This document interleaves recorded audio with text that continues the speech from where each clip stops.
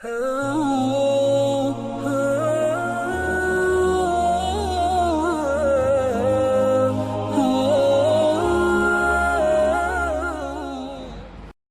alaikum wa rahmatullahi wa barakatuhu. I hope you're all well. Today is the second session on the topic that I had started, how to deal with low self-esteem. In the previous session, which was also the first session of this series, we had spoken briefly about what self-esteem means in the subject, in the field of psychology.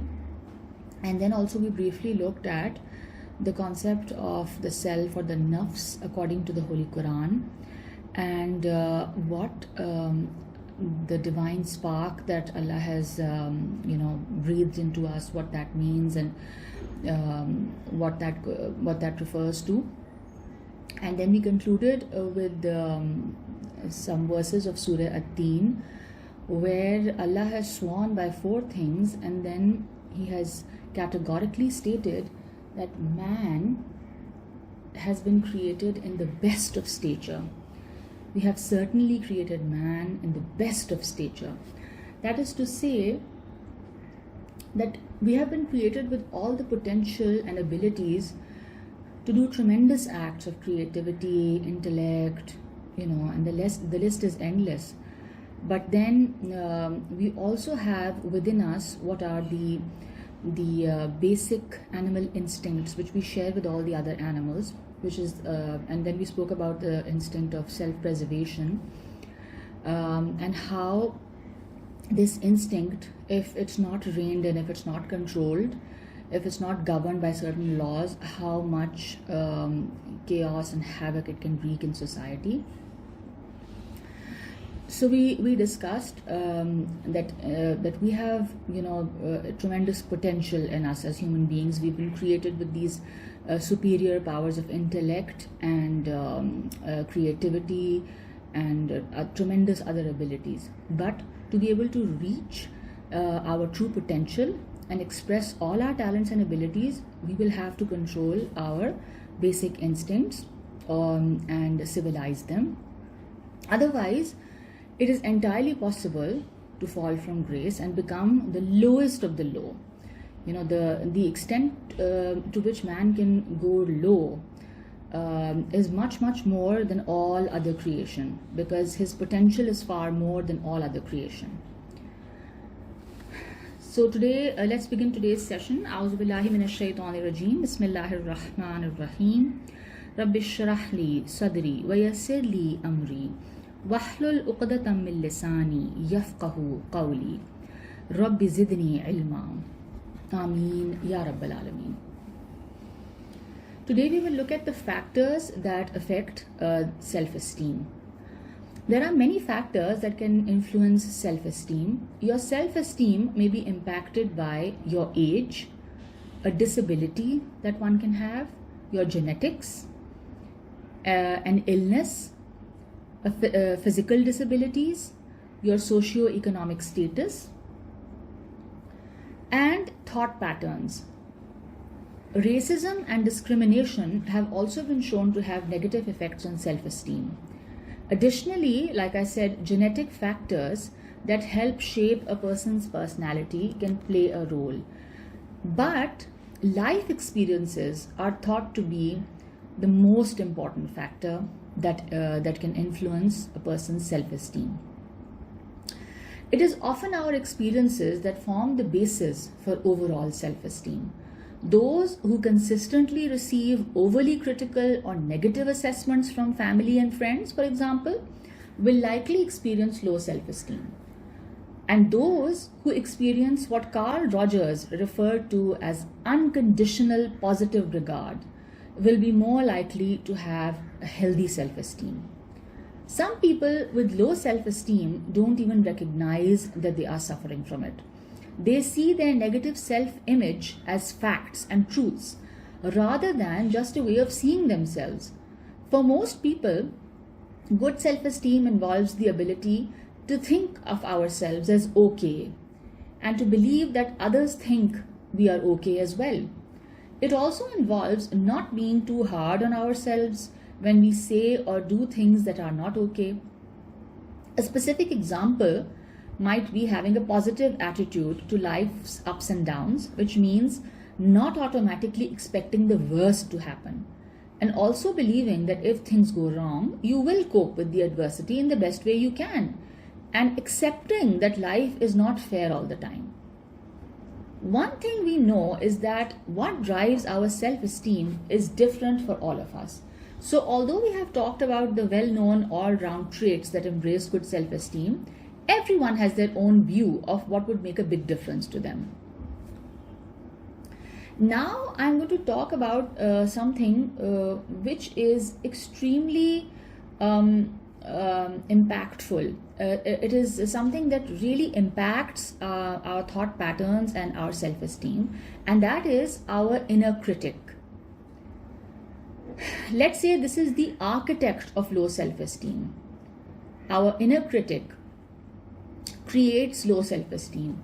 Its job is to constantly whisper in our ear, reminding us of our faults and our weaknesses.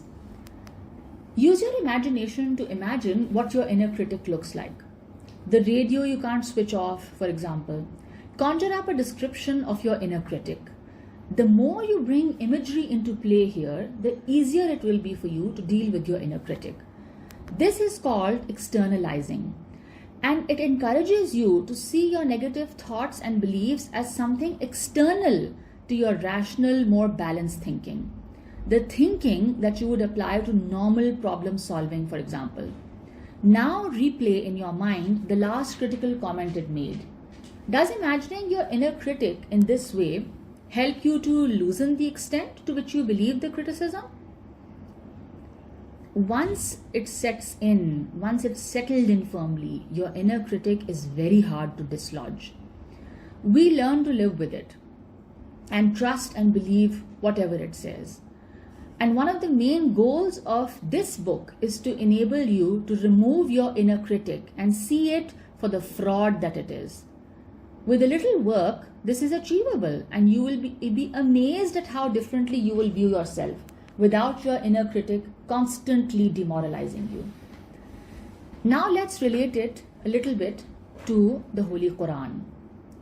If you imagine your inner critic to be like the whisperings of Shaitan, for example, who could be our worst enemy, never wanting us to succeed or for us to achieve our highest potential? Of course, none other than Shaitan. Let's look at Surah Nas, which is the last surah of the Holy Quran. A'udhu billahi minash shaitanir rajim. Bismillahir rahmanir rahim. Qul a'udhu bi rabbin nas. Say, I seek refuge in the Lord of mankind. Malikin nas, the sovereign of mankind. Ilahin nas, the God of mankind. What do I seek refuge from?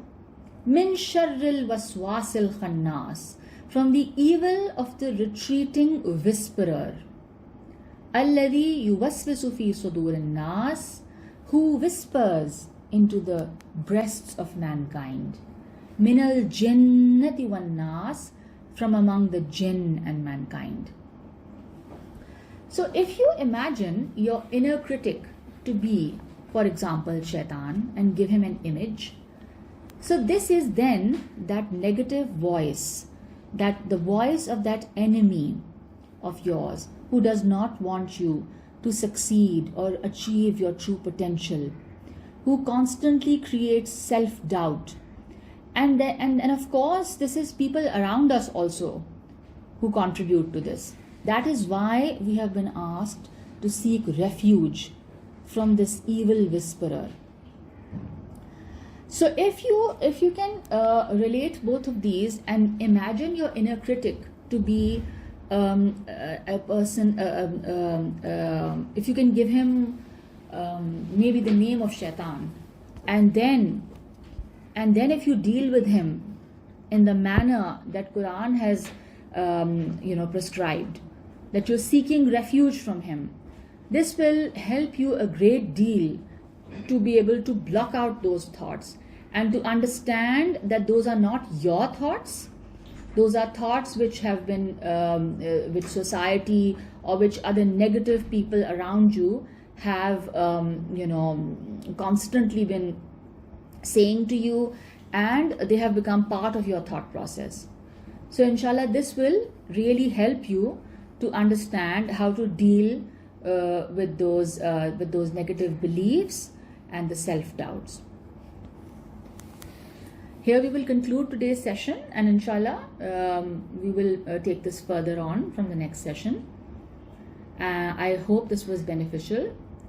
ربنا تقبل منا إنك أنت السميع العليم وتب علينا إنك أنت التواب الرحيم سبحانك اللهم وبحمدك نشهد أن لا إله إلا أنت نستغفرك ونتوب إليك. السلام عليكم ورحمة الله وبركاته.